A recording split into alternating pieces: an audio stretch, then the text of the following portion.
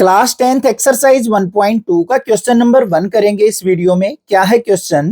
Prove that root 5 is irrational. हमें root 5 को irrational number prove करना है। फाइनल एग्जाम के अंदर इरेशनल नंबर प्रूव करने वाला क्वेश्चन जरूर आता है, तो मोस्ट इंपोर्टेंट क्वेश्चन है। और इस एक्सरसाइज के अंदर एक ही कंसेप्ट है, इरेशनल नंबर प्रूव करना।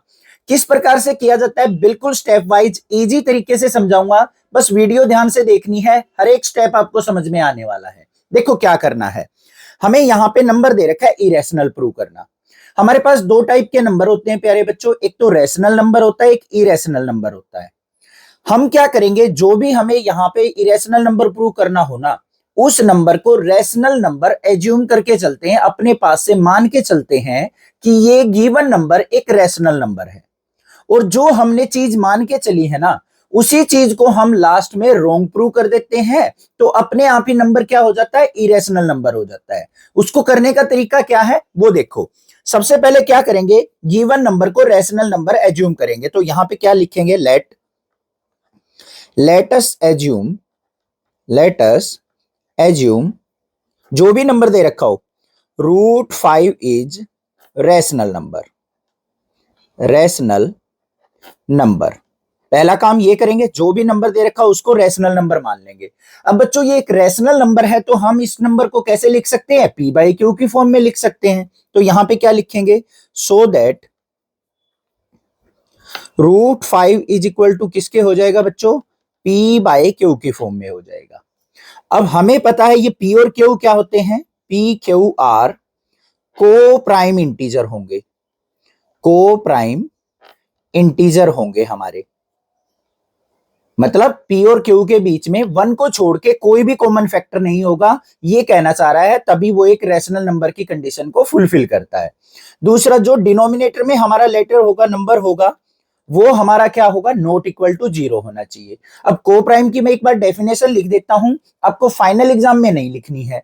को प्राइम नंबर कौन से होते हैं, को प्राइम का मतलब है, ये समझाने के लिए है, का मतलब है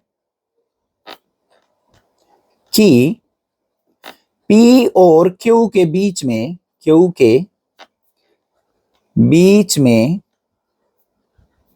वन को छोड़कर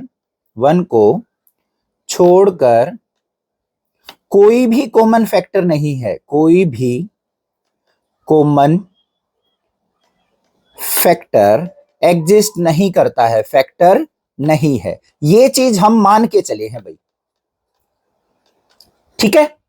ये चीज आपको लिखनी नहीं है फाइनल एग्जाम में, ये बस समझाने के लिए है।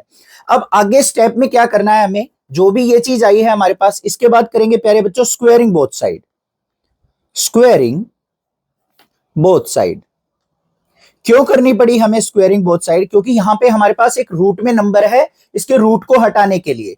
तो स्क्वेयरिंग बोथ साइड करेंगे तो रूट 5 का square equal to p by q का स्क्वायर। क्लियर है। अब यहां पे रूट से स्क्वायर कैंसिल आउट हो जाएगा, तो हमारे पास क्या आ जाएगा, 5 is equal to p square by q square.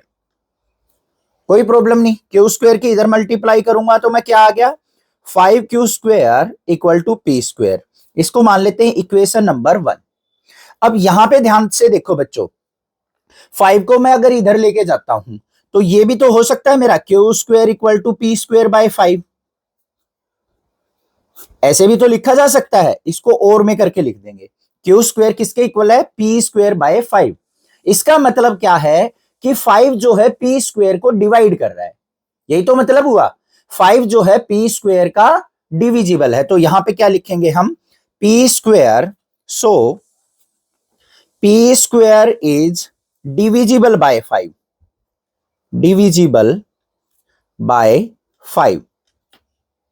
p square क्या है, डिविजिबल बाय 5 है। और थ्योरम 1.2 क्या कहती थी बच्चों, अगर हमारा p स्क्वायर डिविजिबल बाय 5 है, तो p is also divisible by 5 होगा, also divisible by prime number होगा, जो कि यहां पे 5 है, डिविजिबल बाय 5। इसको लिख भी देंगे बाय थ्योरम 1.2। यहां तक कोई दिक्कत नहीं होनी चाहिए, कोई प्रॉब्लम नहीं होगी यहां तक। अब मैं आपको एक छोटा सा कंसेप्ट समझाऊंगा, इससे आगे हमें क्या लिखना है वो ध्यान से देखो। अब हमारा p जो है डिविजिबल बाय 5 है, तो यहां पे हम क्या लिख सकते हैं, so we can write p is equal to किसके होगा, 5k के। अब ये चीज आपको समझ में नहीं आई होगी कि आपने ये क्या लिख दिया सर, अभी समझा देता हूं, ध्यान से देखना।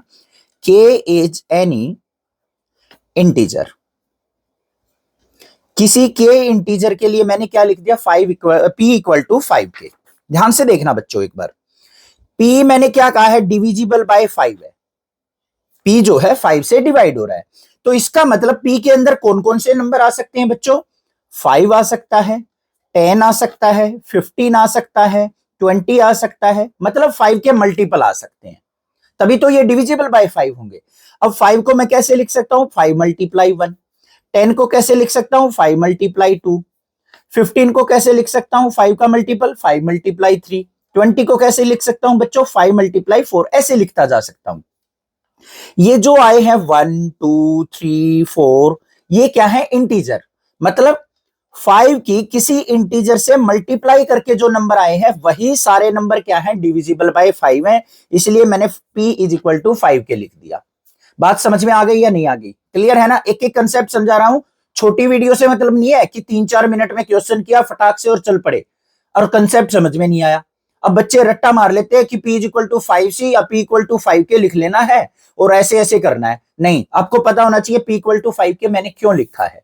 तो ये चीज समझ में आ गई, p इक्वल टू 5 के सर ने क्यों लिखा है, क्योंकि p हमारा डिविजिबल बाय 5 था और p के अंदर जो वैल्यूज होंगी वो 5 की मल्टीपल्स होंगी।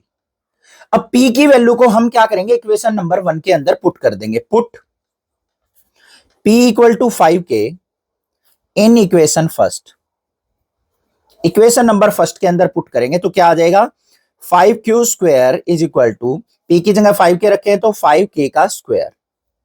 बात क्लियर है, सिंपलीफाई करेंगे, 5q स्क्वायर इक्वल टू 5 का स्क्वायर किया 25, k का स्क्वायर किया k स्क्वायर, 5 से डिवाइड कर तो 5 1 जा 5, 5 5 जा 25, तो हमारे पास रिजल्ट क्या निकल के आया, इधर आ जाओ, q square is equal to 5k square, ये निकल के आया या नहीं आया प्यार बच्चों।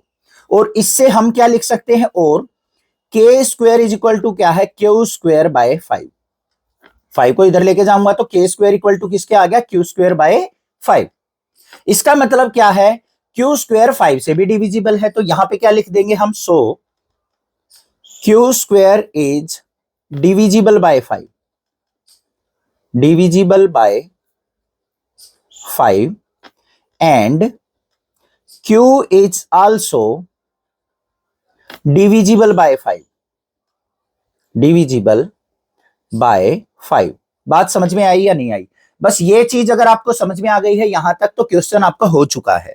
देखो बच्चों, p भी हमारा 5 से डिविजिबल था और q भी हमारा 5 से डिविजिबल है, और हमने मान के क्या चले थे कि p q क्या है, को प्राइम इंटीजर है, मतलब उनके बीच में कोई भी कॉमन फैक्टर नहीं है 1 को छोड़ के, बट यहां पे हमारा फैक्टर क्या निकल गया, 5 एक कॉमन फैक्टर निकल गया, तो यहां पे क्या लिख लेंगे हम, ये भी बाय थ्योरम 1.2,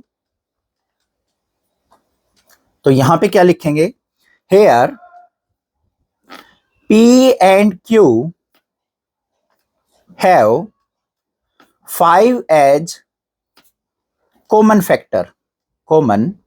फैक्टर, आप अपनी लैंग्वेज में भी लिख सकते हो, सो दैट क्या हो गया भाई, p and q are not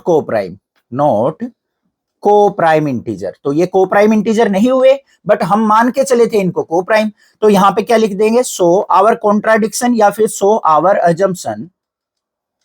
assumption is wrong, तो हमने जो मानना था वो क्या मान लिया, गलत मान लिया, तो ये क्या हो जाएगा, √5 इज इरेशनल ही होगा, irrational number.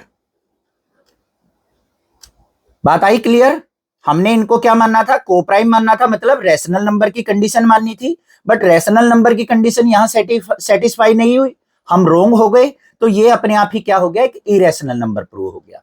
I hope question crystal clear है, कोई दिक्कत नहीं होनी चाहिए। चैनल को सब्सक्राइब, वीडियो को लाइक करना, ज्यादा से ज्यादा अपने फ्रेंड्स में शेयर करना। Thank you students for watching this video.